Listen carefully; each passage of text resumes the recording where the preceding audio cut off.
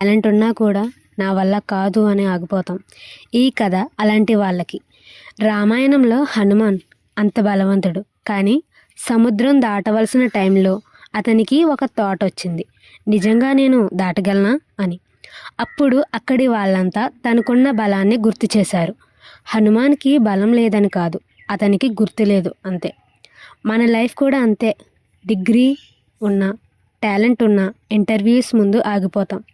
Reels చేయగలం, కానీ అందరూ నవ్వుతారేమో అని అప్లోడ్ చేయం. ప్రాబ్లమ్స్ ఎబిలిటీది కాదు, ప్రాబ్లం సెల్ఫ్ బిలీఫ్ లేకపోవడం.